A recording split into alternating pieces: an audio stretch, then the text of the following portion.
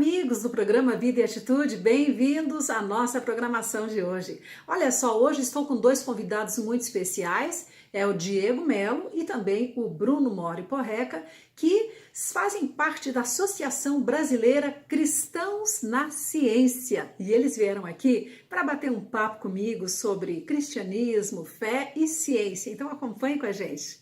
Muito bem-vindos, Diego Melo e Bruno Mori Perreca, os dois psicólogos e fazem um monte de coisa, gente, que estão aqui hoje com a gente no programa Vida e Atitude, para quem está acompanhando aí através da Rede Super de televisão e também para quem está nos ouvindo através do Rádio Pão Diário. Tenho certeza que vai ser um bate-papo muito legal. Bem-vindos, queridos.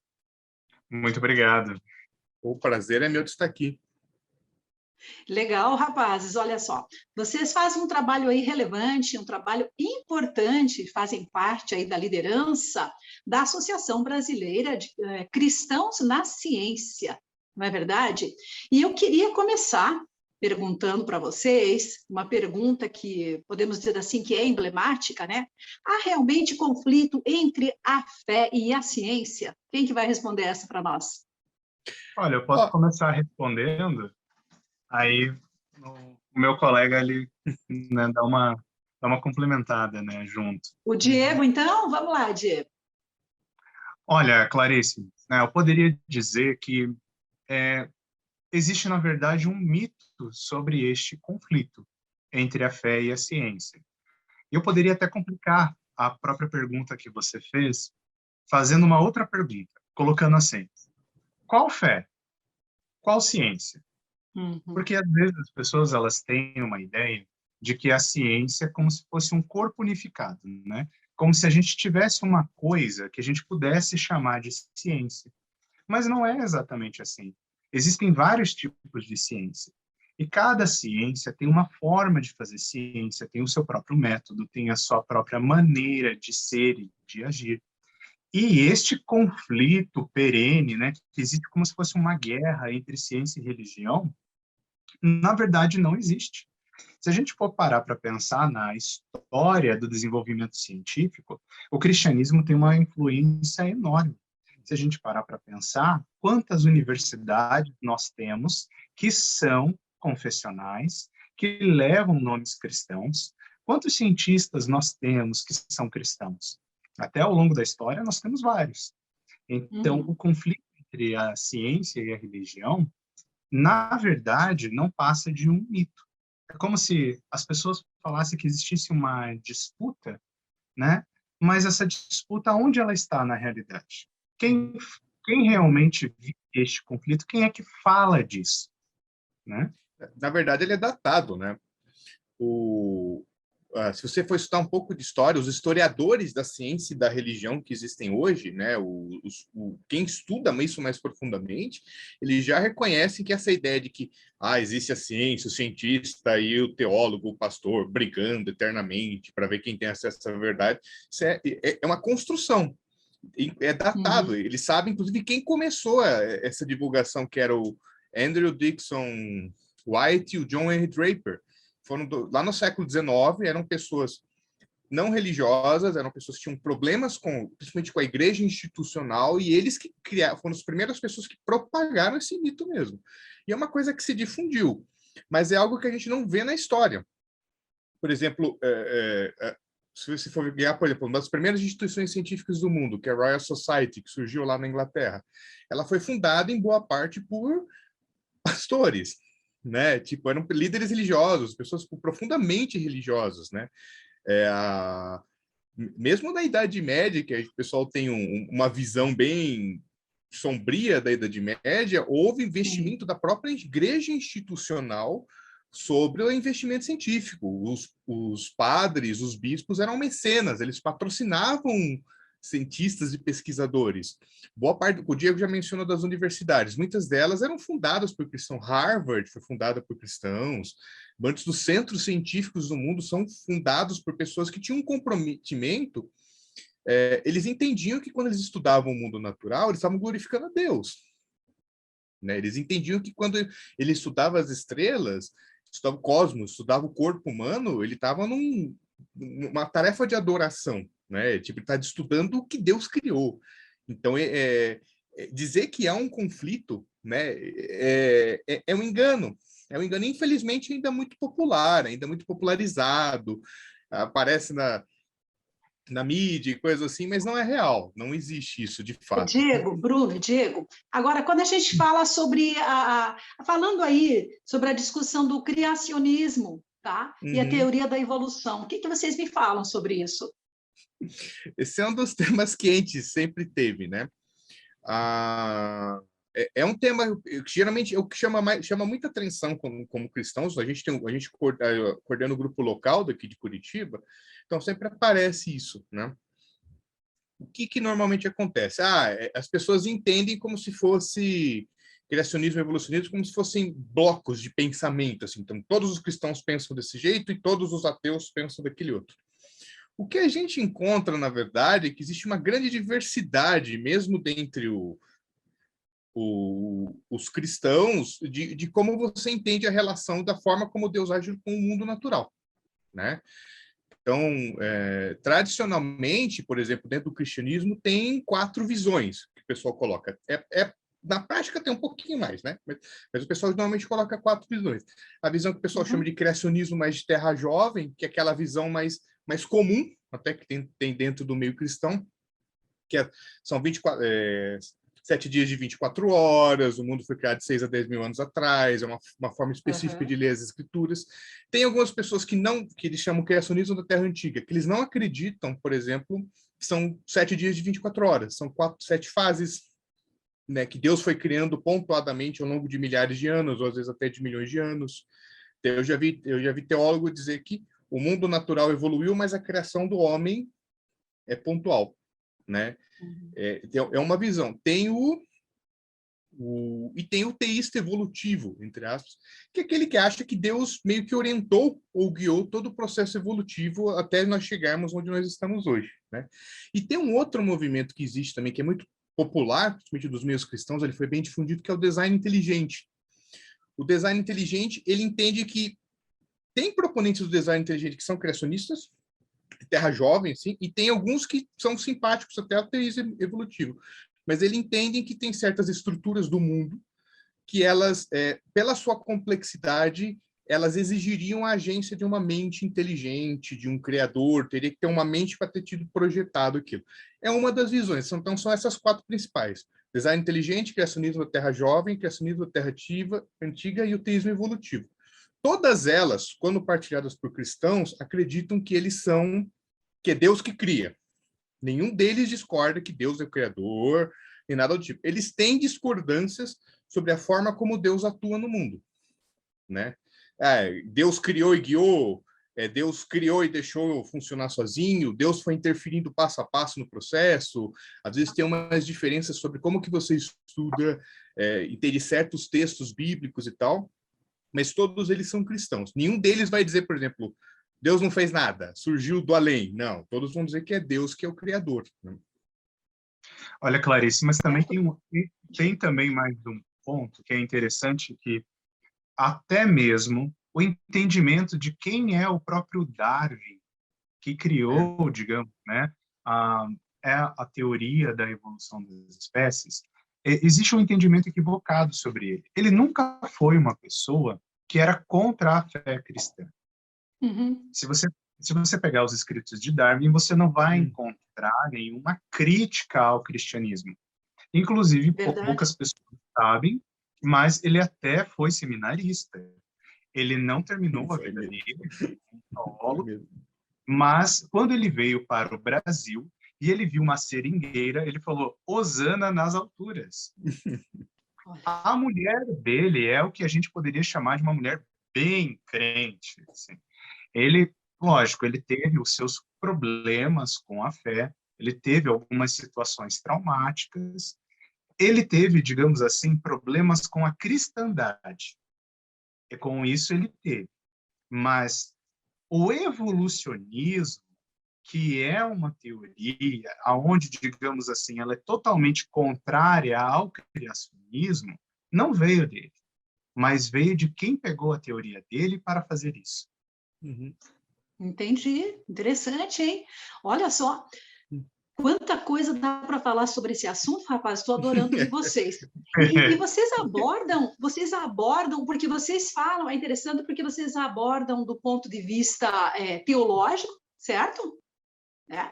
Abordam do ponto de vista filosófico, ok? E também a questão da psicologia, né? Estamos aí falando, para quem não sabe, com psicólogos, né? O Bruno tá fazendo aí uma pós em Mestrado em Bruno, filosofia, é filosofia. isso, Bruno? Mestrado em É. filosofia. E o Diego aí tem várias formações também, então é interessante, né? Porque vocês trazem vários pontos de vista.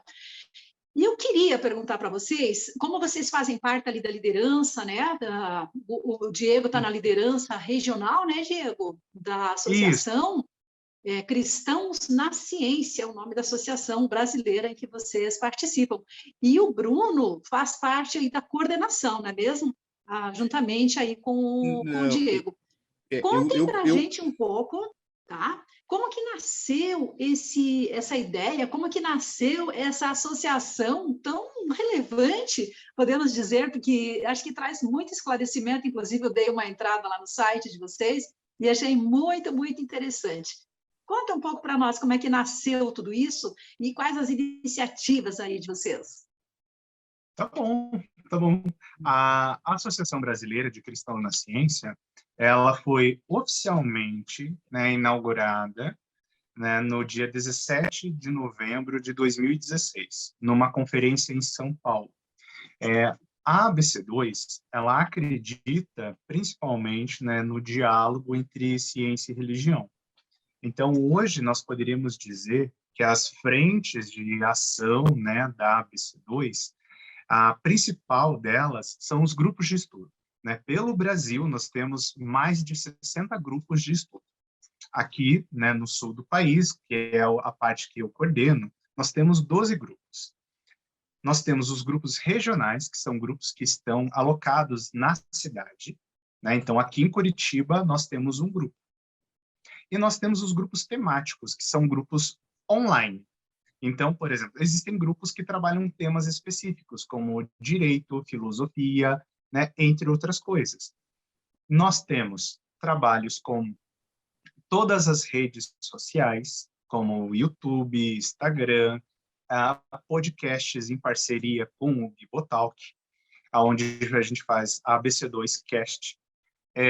Nós também temos agora uma Academia ABC2, na qual a gente conseguiu colocar uma primeira pós-graduação. Então, é um ensino aí de nível superior. Muito Eu acho que interessante. tem bastante Deixa eu coisa. perguntar, então o público que vocês alcançam é muito abrangente, né? São perfis diferentes de pessoas, O né? nosso... Não são apenas teólogos Não, ou filósofos, enfim, não. há uma É, gama muito grande aí. a piada interna é que é uma reunião de crente nerd, tá? Então, assim, é gente que gosta de estudar, é gente que está envolvido na academia, é pessoas que têm uma vocação mais acadêmica ou uma vocação mais científica, ou é uma pessoa que ela tem curiosidade ou interesse para isso. Então, o propósito da BC2 é ser um fórum de debates, né, para cristãos que são envolvidos com suas áreas de especialidade possam dialogar sobre esses temas à luz de sua fé. Então, a gente tem um grupo sobre a BC2 Tech, que é sobre tecnologia. São cristãos, pesquisadores das áreas tecnológicas, engenheiros, filósofos da tecnologia, físico, pessoas que estudam isso e as implicações disso para o seu dia a dia, para a nossa vida, para a nossa fé. Então, é esse tipo de reflexão, né? E ela também se propõe a ser uma ponte, né? Então, justamente essa ponte de diálogo, assim, tanto, digamos, que eu, como cristão, possa ter um discurso relevante na academia, quanto que eu possa pensar essas temáticas contemporâneas, por exemplo, uma coisa que está rolando agora, inteligência artificial, né? Eu que trabalho, tipo, neurociência, genética, à luz de questões da minha fé. Pode não parecer, o pessoal às vezes não se dá conta, mas tem cristãos envolvidos em ciências de ponta, tem cristão na NASA, tem cristão na ONU, tem cristão envolvidos com com todos esses temas, e eles têm um discurso relevante e a gente tenta trazer isso para cá. Então, ela tem essa característica multidisciplinar, né? São diferentes áreas. É muito engraçado que toda vez que a gente vai numa reunião, a gente sai com a cabeça desse tamanho, porque a gente se depara com, por exemplo, pessoas de áreas muito diferentes, e a gente se depara com conhecimentos que a gente nunca fez ideia que existia, né? E daí a gente se obriga a ter que fazer essa ponte, esse tipo de diálogo. O que nos une é a nossa fé, né? A BC2, ela tem uma fé cristã,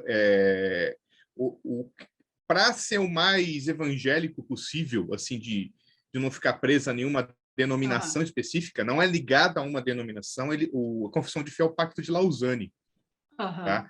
Né, que é justamente de uma ideia de poder ser, digamos, um consenso comum entre evangélicos. Apesar disso, a BC2, por exemplo, tem certos pontos que ela é aberta para discussão. Por exemplo, o que a gente falou, por exemplo, do criacionismo.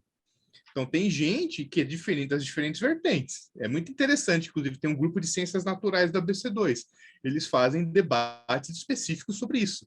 Tem um dia que é um cara do design inteligente, tem um dia que é um cara que é um biólogo mais evolutivo, outro dia que é um criacionista mais ligado à Terra Jovem, e eles têm os debates próprios dele para explorar isso, sobre diferentes pontos de vista, né? Interessante, Bruno. Muito interessante, Bruno, porque abre, né, para discussão, e é bacana também, né, trazer a academia. Acho que passou o tempo, né, que não se discutia mais, que não podia falar certas coisas.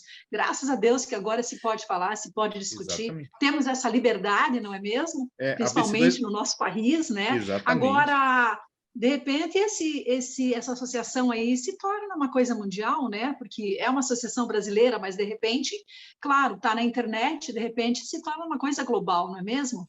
A gente tem os temos nossos... um grupo. Temos um grupo em Moçambique. Olha aí, ó, viu? Não falei? Olha aí, ó. Já rompeu a fronteira. A gente tem as nossas mães, né? A gente tem a Christians in Science na Inglaterra, tem a American Scientific Association nos Estados Unidos, a gente tem as nossas inspirações, assim, né? Outra coisa legal da BC2, ela traduziu, em parcerias, por exemplo, com o Ultimato e com a Thomas Nelson, ela conseguiu tradução de muitos livros. Então, muito material que não existia em português foi traduzido pela BC2, né? Então, tipo, sobre temas interessante. Livro de introdução à ciência e religião, legal. Livros sobre filosofia da tecnologia que não tinha, né? Então, justamente para ajudar a difundir esse tipo de conhecimento, né? Muito bom, muito bom. Diego e Bruno, para a gente finalizar nossa conversa, o tempo passa muito rápido aqui, né? Infelizmente. Eu queria que vocês deixassem aqui umas dicas, uns conselhos, tá? Para os nossos amigos e amigas aí que estão acompanhando esse bate-papo legal de hoje, a respeito de como o cristão pode ou deve enfrentar a ciência e os avanços das tecnologias do conhecimento. Olha, muito legal. Eu acho que o meu primeiro conselho, Clarice, para uma pessoa que é interessada em ciência, é que ela precisa entender que ser cientista também é uma vocação. Então, a primeira coisa, eu acho que é um reconhecimento. Aquilo que eu faço também é uma vocação. A ciência, ela não se opõe a Deus. Um cristão não deve temer fazer uma pesquisa científica, pois ele está usando o conhecimento que Deus deu para ele para pesquisar, esmiuçar a própria criação de Deus. A Bíblia é a verdade revelada. Ela é inerrante, ela não falha. Mas a Bíblia, ela não é um livro científico. Então, a gente tem que usar aquilo que Deus nos deu, porque a gente pensa, a gente entende, a gente conhece as coisas, porque Deus forneceu isso para nós. Então, quando nós colocamos o nosso entendimento a serviço do Senhor, nós estamos glorificando a Deus. Sobre o avanço das tecnologias, o que eu penso? A tecnologia, cabe a nós a sabedoria no uso dela. Afinal de contas, ela não tem uma moral. A tecnologia ela pode ser tanto boa quanto ruim. Depende do uso que você faz dela. E também nós não devemos depositar a nossa esperança na tecnologia. A nossa esperança é em Cristo. Eu não posso esperar que as curas de todas as doenças, de todas as coisas, os alívios de todos os sofrimentos venham por meio da tecnologia. Eu tenho que ter o meu coração centrado no alvo que é Cristo. Amém. Amém. Perfeito, gostei. Nem Muito sei bom. o que eu vou falar agora. Não, eu corroboro muito o que o Diego falou, no sentido de que a gente precisa entender que ser um cientista é uma vocação, mas também é uma missão, né? Uhum. Então, não, porque muita gente eu já vi gente que tem esse tipo de crise. Nossa, eu tenho loucura para fazer um doutorado em química, mas eu sinto que eu vou estar traindo minha fé. Eu devia, sei lá, estar ajudando mais na igreja local. Não estou dizendo para você não ajudar na igreja local, mas às vezes se Deus te deu uma vocação, às vezes Deus dá vocação para um artista, Deus dá vocação para um comunicador, Deus dá vocação para um missionário transcultural, Deus dá vocação para alguém ter uma atuação acadêmica, uma atuação científica, dele conseguir demonstrar a glória de Deus, né? Não sei se vocês sabem, o diretor do projeto Genoma, que é a primeira pessoa que decodificou o código genético humano, que é o Francis Collins, ele é cristão. Verdade. Né? E quando a primeira vez quando saiu as informações, ele reuniu toda a equipe dele, pegou um violão e tocou um louvor, né? Para glorificar a Deus por aquele empreendimento. Então, entender que o que você está fazendo no laboratório, mesmo que seja uma coisa pequenininha, um projeto específico, aquilo é uma demonstração da glória de Deus. Você está mostrando algo do quão Deus é magnífico, Deus é, de tudo como aquilo que ele está fazendo é sensacional. E entender que isso é uma missão. Você está ali na universidade, você é embaixador de Cristo, você é a luz do mundo ali, você é o sal da terra. E quando você mostra embora os cientistas estão pesquisando o mundo natural, né, a criação de Deus, você consegue olhar isso à luz da palavra de Deus, você consegue olhar isso à luz da revelação de Deus. Então, isso te dá o discernimento para, por exemplo, lidar com os desafios contemporâneos, por exemplo, a tecnologia, que é um desafio novo, né? A gente nunca tinha lidado com isso antes. Então, sabendo o que Deus fez e sabendo o chamado que ele te deu, a gente é mais apto a poder enfrentar isso com o direcionamento dele. Ótimo, Bruno, muito bom, muito bom. Interessante, né, a gente entender isso, ter esse entendimento de que podemos ser bênção, podemos ser usados em cada área, né, cada um na sua área, e Deus dá, graças a Deus, né, essa condição de cada um desenvolver aí os seus dons, talentos, conhecimentos, e que isso possa ser aí multiplicado e que possa ter relevância, né, que a gente possa cada um de nós usar os nossos conhecimentos, as nossas formações, os nossos estudos, enfim, para levar transformação para o mundo, né? Que ele nos use aí para um grande propósito, o propósito dele. Rapazes, Diego e Bruno, muito obrigada pelo bate-papo de hoje, adorei estar aqui com vocês, viu? E quero continuar entrando lá, acessando o site de vocês. Deixa o nome certinho aqui para a gente do site, para o pessoal que está aí acompanhando poder entrar e conhecer um pouquinho mais desse trabalho maravilhoso. Com certeza. Muito obrigado, Clarice. Foi um prazer imenso estar aqui com você e obrigado por essa oportunidade. Eu também agradeço, é um grande prazer poder estar falando disso, que eu e o Diego estamos juntos nesse projeto desde 2015, né? Então é um grande prazer poder estar contando um pouco da nossa história juntos também.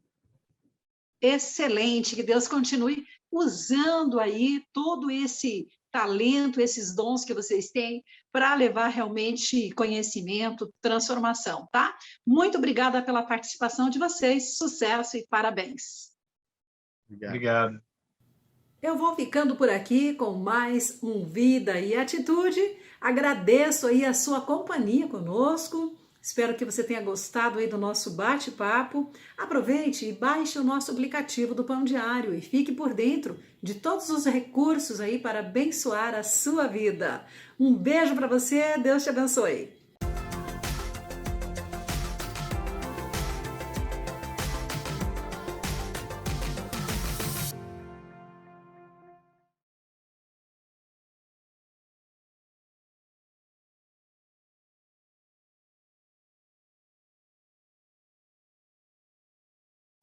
Você já conhece a Pão Diário, né? Aquele livrinho de meditações diárias presente em muitos lares cristãos em cerca de 150 países. Além do devocional, nós da Pão Diário somos uma missão. Missão esta que começou com uma pequena semente e hoje tem dado muitos frutos. Um deles é a nossa presença junto às capelanias, dando suporte através de materiais que visam transformar vidas nos meios escolar, hospitalar, prisional, dentre outros. Também criamos o Pão Diário Segurança Pública para o apoio espiritual e encorajamento aos militares. Nossa presença no rádio e nas mídias sociais também contribui para que a palavra de Deus chegue a mais e mais pessoas. Mas sabemos que juntos podemos mais. E se antes tínhamos o devocional como livro de cabeceira, em 2021 podemos ter o devocional na palma de nossas mãos. É isso mesmo! Eis que mais um fruto germina, cheio de conteúdo para o seu crescimento espiritual. Lá você poderá desfrutar de vídeos, podcasts, planos de leitura e muito mais. E do que é que estamos falando? Estamos falando do aplicativo Pão Diário Universitário, desenvolvido por nós, o Ministério Pão Diário, mas com a parceria e unidade de vários outros grupos, que já tem caminhado nesse ambiente há muitos anos. Baixe agora e conheça todos os nossos parceiros nessa missão. Alcançar cada universitário com as palavras de vida eterna.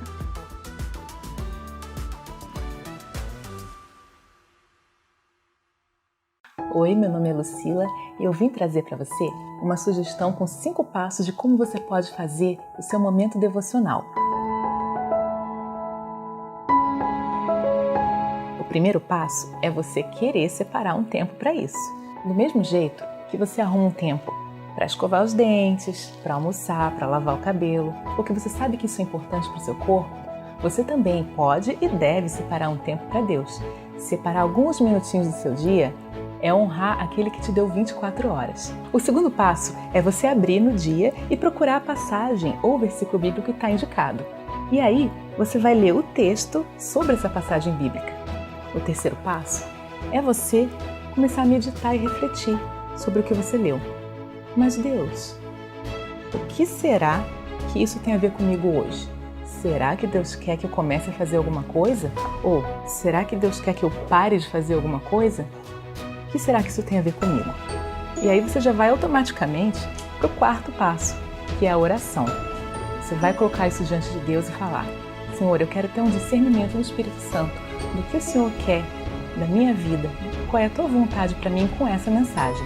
Então a gente vai finalmente para o quinto passo, que é compartilhar. Você não vai guardar tanta coisa boa para você. Você vai querer dividir com os outros o que você aprendeu.